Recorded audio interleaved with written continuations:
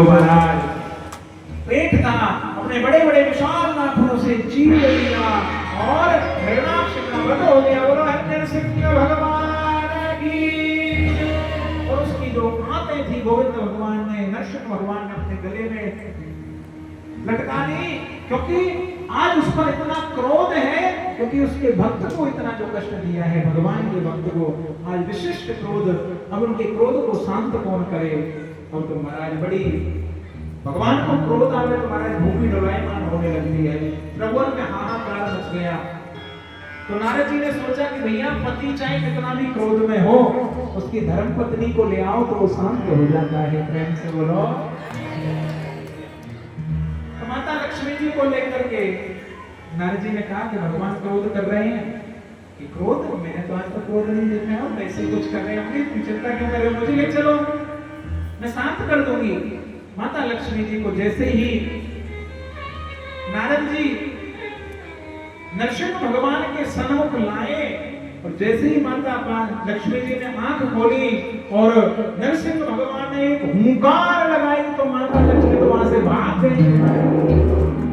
नारद मुझे मरवाने के लिए ला रहा है, मेरा पति थोड़े, ये तो सिंह के सामने तुमने ले जाकर के खड़ा कर दिया। ये तो अब गुस्सा, ये क्रोध तो तभी शांत होगा यदि इनके भक्त चाहे। अब तो महाराज श्री प्रहलाद जी ने प्रार्थना की है, और श्री नरसिंह भगवान अपने प्रहलाद भक्त को अपने जुभा से चाट रहे हैं। अपने जैसे कि एक गौ माता अपने बछड़े को प्रेम करती है, उसी प्रकार से गोविंद भगवान नरसिंह भगवान के स्वरूप में प्रहलाद को प्रेम कर रहे हैं। और उसके पश्चात में अजामिल की भी कथा आती है।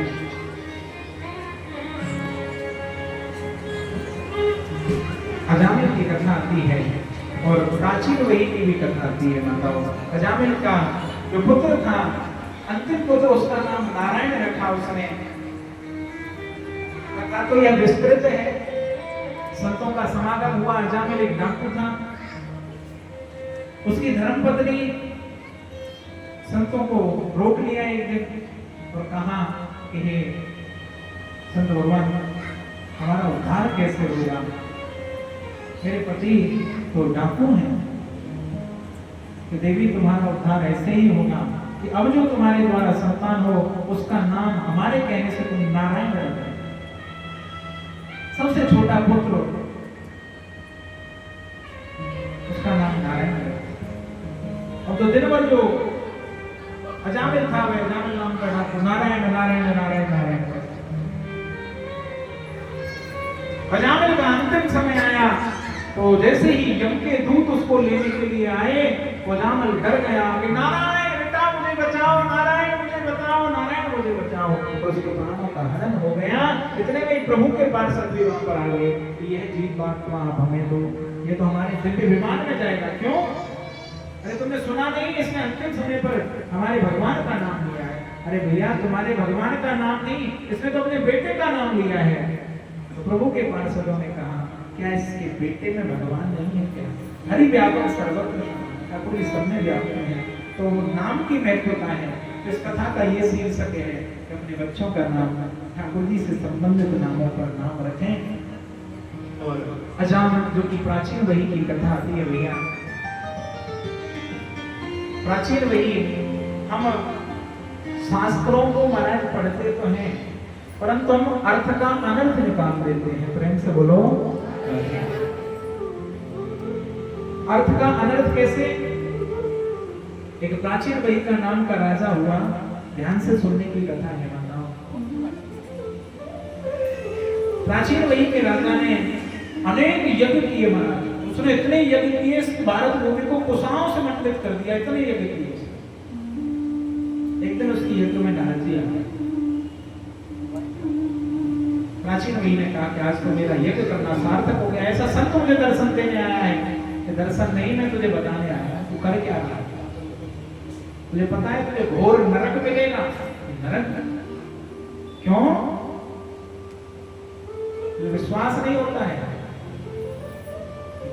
कारण क्या है? मुझे नरक क्यों मिलेगा?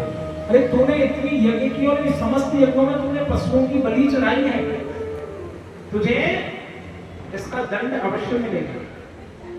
प्राचीन मुनि ने कहा तो महाराज ये तो मैंने शास्त्र संबंध बलि चढ़ाई है। नारद जी ने कहा किस शास्त्र में लिख रहा है? उसने कहा कि पशुनाम आलभेत, कि आलभेत का अर्थ होता है काटना मारना। तो नारद जी ने कहा बस यही तो फर्क है, वेद को समझना बहुत कठिन कार्य है।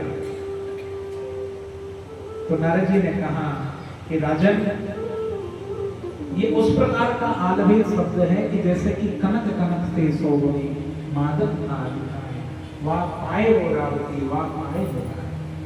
ये तो उस प्रकार का आलभन है जिस प्रकार से जब पुरुष और स्त्री का महाराज विवाह होता है तो एक बड़ा सुंदर प्राचीनता में ये श्लोक बोलता है क्या, तद्वरम कन्याया हृदयम आलभे,